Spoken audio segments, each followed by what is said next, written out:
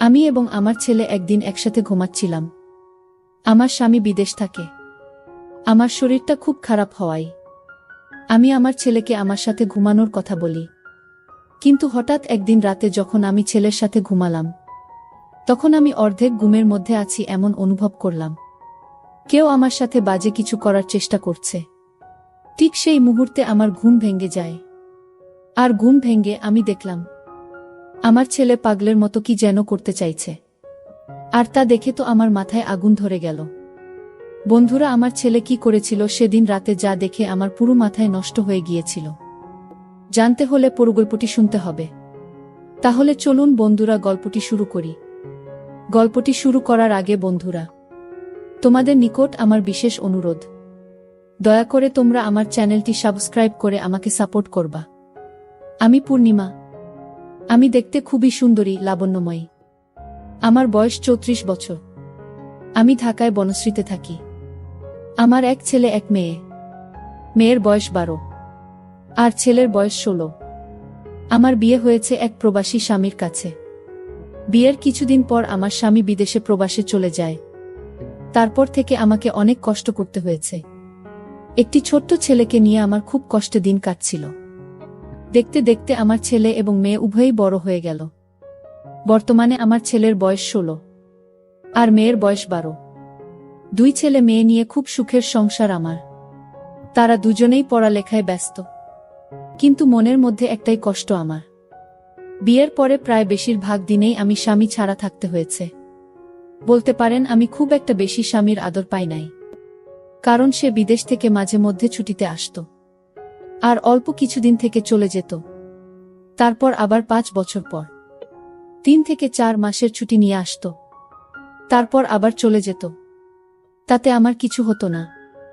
মনের কষ্ট মনেরই রয়ে যেত, বরং আরো আগুন জ্বালাইয়া তুইয়ে চলে যাইত।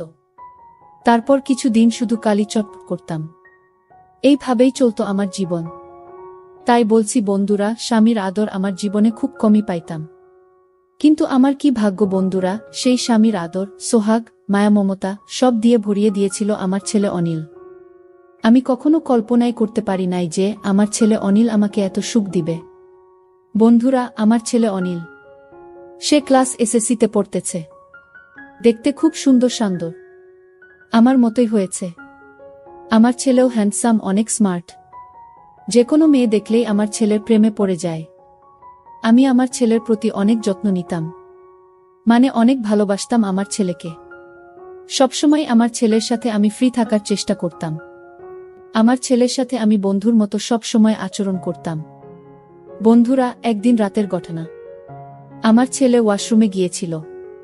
ওয়াশরুম থেকে বের হতে একটু দেরি হচ্ছিল। হঠাৎ করে আমার ছেলের মোবাইলে একটি মেসেজ চলে আসলো। মেসেজটি দেখে আমি খুব হিমশিম খেয়ে গেলাম। মেসেজটা খুব বিশ্রী ভাষায় লেখা ছিল। তবে বন্ধুরা, এইটুকু বুঝতে পারছি যে মেয়েটি আমার ছেলেকে মেসেজটা দিয়েছে, সে নিশ্চয় আমার ছেলের খুব পরিচিত এবং সে আর আমার ছেলের মধ্যে নিশ্চয় খারাপ কোনো সম্পর্ক আছে। প্রকৃতপক্ষে মেসেজটি দেখে আমার মন খারাপ হয়ে গেল। মেসেজটি দেখে আমি মনে মনে ভাবলাম, কে এই মেয়ে? তাহলে কি আমার ছেলে এই মেয়ের সাথে সম্পর্কে জড়িয়ে গেল? আমার ছেলে কি তাহলে নষ্ট হয়ে গেল? যদি তাদের মধ্যে এরকম ধরনের সম্পর্ক নাই থাকে, তাহলে কেনই বা এই মেয়েটি এরকম বিশ্রী মেসেজ দিবে? মেসেজটি দেখে আমার মনটা খারাপ হয়ে গেল। মনে মনে ভাবলাম, তাহলে আমার ছেলেকে কি আমি জিজ্ঞেস করব মেয়েটিকে? কিছুক্ষণ ভেবে তারপর ভাবলাম, যদি আমি আমার ছেলেকে জিজ্ঞেস করি, তাহলে সে হয়তো কষ্ট পাবে না। আমাকে বিকল্প চিন্তা ভাবনা করতে হবে। যেভাবেই হোক এই মেয়ের কাছ থেকে আমার ছেলেকে বাঁচাতে হবে। তা না হলে আমার ছেলের পড়ালেখা সহ আমার ছেলের ভবিষ্যৎ একেবারেই শেষ। পরের দিন আমার ছেলে স্কুলে যাবে। ছেলের পেছন পেছন আমিও গেলাম। কিন্তু আমার ছেলেকে বুঝতে দিলাম না যে আমি তাকে ফলো করছি। স্কুলে যাওয়ার কথা বলে আমার ছেলে দেখলাম স্কুলে না গিয়ে সে অন্যদিকে যাচ্ছে। আমি ওর পিছন পিছন ছুটলাম। কিছুক্ষণ যাওয়ার পর দেখলাম একটা মেয়ে আমার ছেলের জন্য দাঁড়িয়ে রয়েছে। আমার ছেলেও তার কাছে চলে গেল এবং তারা সেখান থেকে অন্য কোনো এক জায়গা চলে যাচ্ছে। আমি তাদের পিছন পিছন গেলাম। যাওয়ার পর দেখলাম তারা এমন এক জায়গায় গেল যেখানে মানুষ সচরাচর যায় না। একেবারে নির্জন জায়গা। খুব কম মানুষই সেখানে যায়। আমার আর বুঝতে বাকি রইল না। আমার ছেলে নষ্ট পথে চলে যাচ্ছে, যে পথ মোটেও তার ভবিষ্যতের জন্য ভালো না। তারপরেও তারা সেই নির্জন জায়গায় কি করে, তা জানার জন্য এবং তা নিজের চোখে দেখার জন্য চুপি চুপি সেখানে গেলাম। আমি দেখতে পেলাম তারা জঙ্গলে একটি খুঁড়ে ঘরের ভিতরে প্রবেশ করছে, তাও আবার ভাঙ্গা। মনে হচ্ছে অনেক দিনের পুরনো। চোখের পলকেই তারা দুজন সেখানে ঢুকে গেল। আমিও চুপি চুপি তাদের পিছনে গেলাম। ভাবলাম আজকে তাদেরকে হাতে নাতে ধরবা। তারা ঘরে প্রবেশ করার পর আমি চুপি চুপি করে সেই ঘরের জানালার পাশে গেলাম। তারপর আমি সেই খুঁড়ে ঘরের জানালার পাশ দিকে একটু উকি দিলাম। জানালা দিয়ে উকি দিতেই যা দেখলাম তাকে আমার দু চোখ মুজে গেল। অনেক কষ্ট করে তাকালাম। দেখলাম আমার ছেলে এবং সেই মেয়েটার কি রোমান্টিক দৃশ্য। মনে হচ্ছে তারা যেন নতুন কোনো দুনিয়ায় হারিয়ে গেছে। তারপরেও আমি কিছুক্ষণ তাদের দৃশ্য দেখলাম। সেই সাথে আমার চোখ চলে গেল আমার ছেলেই সেই ইন্টারেস্টিং জায়গায়। আমার ছেলেরটা দেখে তো আমি পুরাই অবাক। ছেলেরটা এত নাদোজ নুদুজ হলো কি করে? দৃশ্যটা দেখার পর ভাবলাম, এখন আমি আমার ছেলে আর এই মেয়েটাকে হাতে নাতে ধরব। কিন্তু আমার মনের মধ্যে বাধা পড়ে যায় যে এই মুহূর্তে যদি আমি তাদের ধরতে যাই, তাহলে দুর্ঘটনা পড়ে যেতে পারি। দৃষ্টি কিছুক্ষণ দেখার পর আমি তাদেরকে সেখানে কিছু না বলে বাসায় চলে আসলাম। তবে দৃশ্যটি দেখার পর বারবার তাদের সুন্দর দৃশ্য চোখের মধ্যে ভাসতেছে। আমি খুব চিন্তায় পড়ে গেলাম। মনে মনে ভাবতে লাগলাম কি করা যায়। আর এইসব যদি তার বাবা শোনে তাহলে আমার সাথে অনেক ঝগড়া করবে, রাগারাগি করবে এবং কি আমাকে মারধরও করতে পারে। ছেলেকে এইসব কারাপি থেকে রক্ষা করার দায়িত্ব আমার। ছেলের এইসব দেখে মনে মনে সিদ্ধান্ত নিলাম, আজকে ছেলে বাসায় ফিরলে একটা ব্যবস্থা করব। মনে মনে এও ভাবতে লাগলাম কি ব্যবস্থা করব, কি করা যায়। এসব বিষয় তো আবার কারো কাছে শেয়ার করা যায় না। অনেকক্ষণ ভাবতে ভাবতে মাথায় একটা আইডিয়া এলো, আর এই আইডিয়াটাকেই কাজে লাগানোর চেষ্টা করলাম। প্রায় সন্ধ্যা বেলা আমার ছেলে স্কুল থেকে বাড়ি ফিরল। আমি বললাম, বাবা অনিল, তোমার স্কুল থেকে আসতে এত দেরি হলো কেন? অনিল বলল, মা স্কুল শেষে প্রাইভেট পড়ছিলাম, তাই আমার আসতে একটু দেরি হয়ে গেল। ছেলের এমন গোছানো মিথ্যা কথা শুনে আমি অবাক হয়ে গেলাম। আমি তো বুঝতেই পারছি সে কোথায় থেকে বাড়িতে ফিরল, কিন্তু আমি তাকে বুঝতে দিলাম না। আমি ভাবলাম, যদি আমি তাকে কিছু বলি তাহলে হয়তো এতে হিতের বিপরীত হয়ে যেতে পারে। তাকে আমার কৌশলে বসে আনতে হবে। সেদিন থেকেই আমার ছেলের সাথে প্রেমের অভিনয় শুরু করি, যাতে কোনো মেয়ে আমার ছেলেকে নষ্ট না করতে পারে এবং আমার ছেলেকে আকৃষ্ট না করতে পারে। সেজন্যই আমার এই চিন্তা ভাবনা। কিন্তু এই চিন্তা ভাবনা যে এত গভীরে চলে যাবে তা কখনো কল্পনাও করতে পারিনি। সেই দিন রাতে আমি আমার ছেলেকে বললাম, বাবা অনিল, তোমার মুখ এমন দেখাচ্ছে কেন? অনিল বলল, না মা, কিছু না। তারপর আমি বললাম, অনিল, আজকে তোমার সাথে আমি একটু গল্প করব। অনিল বলল, মা, কিসের গল্প? আমি বললাম, অনিল, তোমার সাথে আমার অনেক কথা আছে। চলো আজকে আমরা আগে একটু গল্প করি, তারপর কথা বলি। আর সেই সাথে আমি নিজেকে একটু অন্যরকম ভাবে উপস্থাপন করলাম, যাতে সে আমাকে দেখে আকৃষ্ট হয়। আমি তার সাথে ওপেন ভাবে চলার চেষ্টা করলাম। তারপর অনিল দেখছি মাঝে মাঝে আমার দিকে তাকাচ্ছে, আর কি যেন ভাবছে। তারপর তার সাথে আমি অনেকক্ষণ গল্প করলাম। গল্পের করতে এক সময় আমি অনিলকে বললাম, বাবা, আমার গা খুব ব্যথা করছে, একটা মেসেজ করে দাও। আমার কথা শুনে অনিল আমার দিকে হা করে চেয়ে রইল। অনেকক্ষণ ছেলে সেবা পেয়ে আমার ঘুম ঘুম ভাব পেল। তারপর আমি অনিলকে বললাম, বাবা অনিল, আজকে আমার খুব খারাপ লাগতেছে। তুই আজকে আমার এখানে থাকবে? কেন জানি আমি আমার ভয় ভয় লাগতেছে। অনিল বলল, আচ্ছা ঠিক আছে মা। তারপর আমি আর আমার ছেলে অনিল একসাথে ঘুমিয়ে পড়লাম। রাত যখন গভীর হলো তখন আমি বুঝতে পারলাম কেউ যেন আমার সাথে চুপি চুপি অন্যরকম কিছু করার চেষ্টা করছে। অনেক দিন পর কারো এমন অবস্থা অনুভব করতে পেরে আমার ঘুম ভেঙে গেল। আমি বুঝতে পারলাম নিশ্চয় আমার ছেলে অনিল, কারণ আমার রুমে তো অনিল ছাড়া আর কেউ নাই। তারপরেও আমি ঘুমের ভান ধরে পড়ে রইলাম, বুঝতে দিলাম না আমার ছেলে অনিলকে। মনে মনে ভাবলাম দেখি অনিল আমার সাথে কি করে। কিছুক্ষণ পর অনিল ভাবল, হয়তো আমি ঘুমিয়ে পড়েছি। সে তার ইচ্ছামতো বিভিন্নভাবে আমার সাথে বিভিন্ন রকম অদ্ভুত আচরণ করা শুরু করল। আমি ভাবলাম মনে হয় আমার ছেলে পাগল হয়ে গেছে। আর তা না হলে সে আমার সাথে এরকম অদ্ভুত আচরণ করবে কেন? তারপরও আমি নীরব থাকলাম। যখন সে খুব বেশি পাগলামি করতেছে, তখন আমার ঘুম ভেঙে যায়। আমি সজাগ হয়ে বললাম, অনিল তুমি কোথায়? কি করছো? সে আমার সজাগ হওয়া দেখে বোকা হয়ে গেল। আমি বললাম, অনিল সমস্যা নাই, তোমার যা ইচ্ছা তা করো, কিন্তু বাবা আমার একটা শর্ত আছে, তোমাকে আমার ওই শর্তটা মানতে হবে। তখন অনিল বলল, মা কি শর্ত শুনি। তখন আমি বললাম, অনিল আজকে আমি দেখলাম তোমাকে, তুমি একটা মেয়ের সাথে একটা জায়গায় গেছো। যেখানে তুমি গিয়েছিলে সেই জায়গাটা ভালো না। তবে তোমাকে কথা দিতে হবে, তুমি আর কোনোদিন সেই জায়গায় যাবে না। এর বিনিময়ে তুমি আমার কাছে যা চাইবে তাই পাবে। বাচ্চা ছেলেদের মতো আমার সাথে মাথা নাড়াতে নাড়াতে বলল, আচ্ছা ঠিক আছে মা, আমি আর কোনোদিন সেখানে যাব না। তারপর আমি বললাম, অনিল আমি বুঝতে পেরেছি, তুমি বড় হয়েছ, তোমারও চাহিদা আছে। যদিও আমরা তোমাকে এখন বিবাহ করাতে পারবো না। যতদিন আমরা তোমাকে না বিবাহ করাবো ততদিন তুমি আমার মাধ্যমে তোমার কাজ চালিয়ে যাবে। সব কথার এক কথা হচ্ছে, এক কথায় তোমাকে ওই রাস্তা থেকে ফিরে আসতে হবে। তখন অনিল বলল, আচ্ছা ঠিক আছে মা। তারপর আমি আমার ছেলেকে বললাম, অনিল তুমি তোমার কাজ শুরু করো। মাত্র 16 বছর বয়সের ছেলে, তারপরও গায়ে প্রচুর শক্তি। আমার 16 বছরের ছেলের কাজ করার এত কৌশল দেখে আমার মাথা ঘুরে গেল। মনে হলো যেন আমি জীবনের সমস্ত সুখ খুঁজে পেয়েছি। কি বলবো বন্ধুরা, আমার ছেলের এই ব্যাপারে এত কৌশল জানে তার আমার কল্পনার বাইরে। মনে মনে ভাবলাম, ছেলে তো দেখি তার বাপের চাইতে আরো 10 গুণ বেশি পাওয়ারফুল। কি বলবো বন্ধুরা, সেদিন মনে হয়েছিল আমি নতুন কোনো সুখের ভুবনে হারিয়ে গিয়েছিলাম। সে এরকম কৌশলেই ব্যবহার করেছিল, তা আমি আগে কখনো কল্পনাও করতে পারি না। তার একদিনের কাজের ফলে প্রায় 1 সপ্তাহ পর্যন্ত আমি খারাপ অবস্থায় ছিলাম। তারপর প্রতিদিনই আমার ছেলে অনিল এবং আমার এক অন্যরকম মাস্তি হতো, যে মাস্তির রহস্য আজও পর্যন্ত কেউ জানে না। কিন্তু সত্যিকার অর্থেই আমার ছেলের ভালোবাসা পেয়ে আমি যে এতদিনের ক্ষুধার্ত ছিলাম, আমার যে অপূর্ণতা ছিল, সব আমার ছেলে পূরণ করে দিয়েছিল। বন্ধুরা, মনের টান এবং চাহিদা অনেক সময় জাত পাত কুল কিছু মানে। সে শুধু তখন উষ্ণ চোয়া, যা পেলে সে তখন হয়ে যায় চিরশান্ত।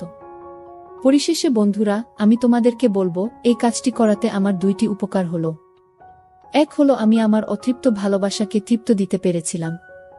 2 হলো আমার ছেলেকে খারাপ রাস্তা থেকে ফিরিয়ে আনতে পেরেছিলাম। যাই হোক, এখন আমার ছেলেই আমার সব, আমার সুখ, আমার শান্তি, আমার দুনিয়া, আমার বেঁচে থাকার অবলম্বন। বন্ধুরা, আজকে এই পর্যন্তই।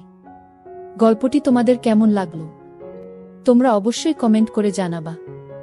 আমি আবার আসব তোমাদের মধ্যে নতুন কোনো মজাদার গল্প নিয়ে। বন্ধুরা, ভিডিওটি যদি ভালো লাগে তাহলে একটি লাইক দিন। আর তোমরা যদি এইরকম ধরনের ইন্টারেস্টিং ভিডিও পেতে চাও, তাহলে দয়া করে আমার চ্যানেলটি সাবস্ক্রাইব করো। পরিশেষে তোমাদের সকলের সুস্বাস্থ্য কামনা করি। জন্য তোমাদের সকলকে অসংখ্য ধন্যবাদ।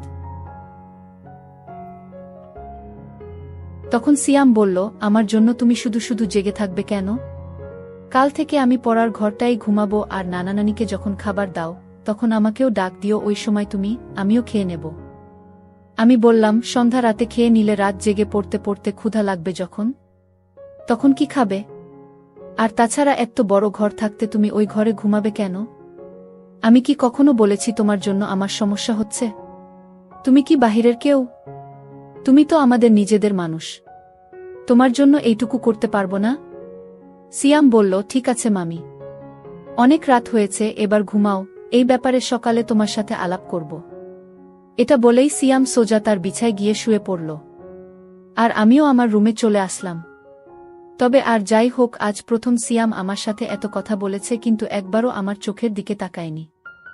এখন সকাল 8টা, সিয়াম এখনো ঘুম থেকে ওঠেনি। কাল অনেক রাতে ঘুমিয়েছে, তাই একটু বেশি ঘুমাচ্ছে। এমনিতে প্রতিদিন সকাল 6টার সময় ঘুম থেকে উঠে উঠোনে হাঁটাহাঁটি করে। সিয়ামকে কখনো সকালে পড়তে দেখিনি। সিয়ামকে ডাক দিতে হবে কারণ 10টায় ক্লাস আছে। তাই সিয়ামকে ডাক দিলাম।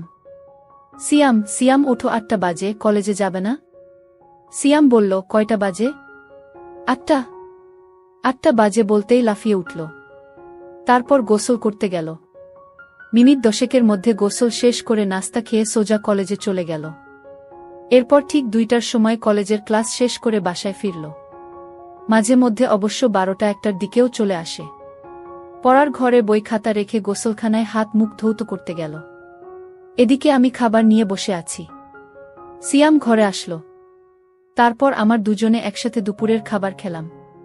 খাবার খাওয়ার সময় কোনো কথা হলো না। শুধু জিজ্ঞেস করেছিলাম কলেজে ঠিকমতো ক্লাস হয় কিনা। বাচ্চা ছেলের মতো মাথা নেড়ে শুধু বলেছিল হ্যাঁ, শুধু এইটুকুই। খাবার খেয়ে সিয়াম তার পড়ার ঘরে গিয়ে শুয়ে রইল। সিয়াম অবশ্য দিনের বেলা ওই ঘরটায় ঘুমায়। সন্ধ্যা হয়ে গেল। সিয়াম ঘুম থেকে উঠছে না। আমি পড়ার ঘরটায় গিয়ে সিয়ামকে ডাক দিলাম। আমার ডাক শুনে ঘুম থেকে উঠে বিছানায় বসল। আমার দিকে তাকিয়ে বলল, কি হয়েছে? ডাকছো কেন মামি?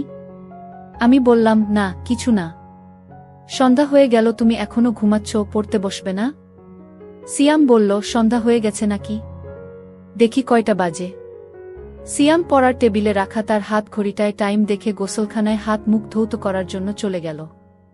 আমি তার পড়ার ঘরটাই বসে রইলাম। হাত মুখ ধৌত করে সিয়াম পড়ার ঘরে আসলো। আমার দিকে তাকিয়ে বলল, তুমি এখনো এখানে কি করো? রান্নার কাজ শেষ? আমি বললাম, সেই কখন শেষ করেছি। কেন, ক্ষুধা লাগছে নাকি? সিয়াম বলল, আরে না, কি যে বলো, এই সন্ধ্যার সময় ক্ষুধা লাগে নাকি? তবে চা হলে ভালো হতো। আমি বললাম, চা পাতা মনে হয় ঘরে নেই। কাল থেকে তোমাকে চা করে দেব, ঠিক আছে? সিয়াম বলল, ঠিক আছে। এখন যাও, আমি পড়তে বসব। আমি বললাম, আচ্ছা বাবা, তুমি মনোযোগ দিয়ে পড়ো, আমি গেলাম। আমি আমাদের বড় ঘরটায় চলে আসলাম। ঘণ্টা 2 পরে শ্বশুর শাশুড়িকে রাতের খাবার দিলাম। শ্বশুর শাশুড়ি খাচ্ছে। আমি পাশেই বসে আছি। হঠাৎ শ্বশুর বলল, বৌমা, সিয়াম ঠিকমতো পড়ালেখা করে তো? তুমি একটু খেয়াল রেখো। আমি বললাম, বাবা আপনি কোনো চিন্তা করবেন না, সিয়াম খুব ভালো ছেলে, তাকে পড়ার জন্য বলতে হয় না। সে নিজেই নিজের পড়া শেষ করে নেয়।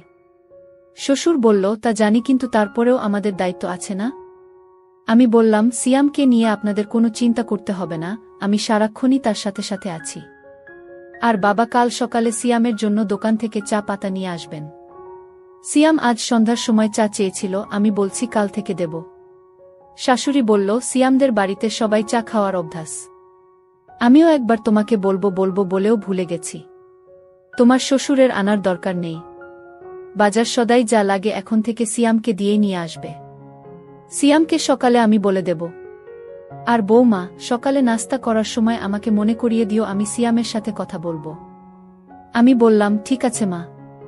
আমি তাদের খাওয়া শেষ হওয়া পর্যন্ত বসে রইলাম। খাওয়া শেষে বাসনপত্র গুছিয়ে আমার রুমে গিয়ে মোবাইলে বাড়িতে মায়ের সাথে কথা বললাম। কথা বলতে বলতে রাত প্রায় 10টা বেজে গেল। এবার দেখি সিয়াম কি করছে। আমি দরজা খুলে সিয়ামের পড়ার ঘরের কাছে গেলাম। ঘরের কাছে যেতেই সিয়ামের পড়ার শব্দ পাইলাম। পড়ার শব্দ পেয়ে আমি আর ঘরে ঢুকলাম না, কারণ সিয়াম রাগ করতে পারে। তাই বড় ঘরে চলে আসলাম। রাত প্রায় 11টার উপরে, কিন্তু সিয়াম এখনো ঘরে আসছে না। আমি একা একা জেগে আছি। পড়ার ঘরে যে যাব সেটারও সাহস পাচ্ছি না, কারণ আমি রাতের বেলা অন্ধকারে ভয় পাই। তাই বাহিরে না গিয়ে সামনের জানালা খুলে বসে রইলাম। অপেক্ষার পর অপেক্ষা, কিন্তু সিয়াম ঘরে আসছে না। পড়ার ঘরে না হয় ঘুমাবে, কিন্তু খেতে আসবে তো? আমার কিচ্ছু ভাল লাগছে না। কি করব ভেবে পাচ্ছি না। শ্বশুরকে ডাকবো নাকি ডাকবো না তাও বুঝতে পারছি না। এভাবে অপেক্ষা করতে করতে রাত প্রায় 12:30 বেজে গেল। এরপর আমি অপেক্ষা করতে করতে কখন যেন ঘুমিয়ে গেলাম। সকালে ঘুম থেকে উঠে শাশুড়িকে আমি জিজ্ঞেস করলাম, মা, সিয়াম ঘরে আসে নাই? শাশুড়ি বলল, না, কেন, কি হয়েছে বৌমা? আমি বললাম, না কিছু না মা, সিয়াম কাল রাতে বড় ঘরে আসে নাই, পড়ার ঘরেই ঘুমাইছে। আমি অনেক রাত পর্যন্ত অপেক্ষা করে কখন যে ঘুমিয়ে পড়েছি নিজেও জানি না। শাশুড়ি বলল, কি বলো বৌমা? সিয়াম পড়ার ঘরে ঘুমাবে কেন? এই ঘরে কি তার সমস্যা হয়? আমি বললাম, কি জানি মা। আমি তো সারাক্ষণই তার খেয়াল রাখি। আমার মনে হয় সিয়াম আমাকে লজ্জা পায়। আচ্ছা মা, আমাকে লজ্জা পাওয়ার কি আছে? আমি তো ওর মার মতোই, তাই না? শাশুড়ি আমাকে বলল, সিয়ামকে ডাকো। সে তোমাকে লজ্জা পাবে কেন? তুমি তো তাকে অনেক খাতির যত্ন করছো, সেটা তো আমি নিজেই দেখছি। তাহলে সে এমন করবে কেন? এটা তো ঠিক না। সে এখানে লেখাপড়া করবে, যখন যা লাগবে তোমাকে বলবে, তুমি না দিলে আমাদের বলবে। আর তুমি তো আমার লক্ষ্মী বৌমা, কত সুন্দর করে সংসার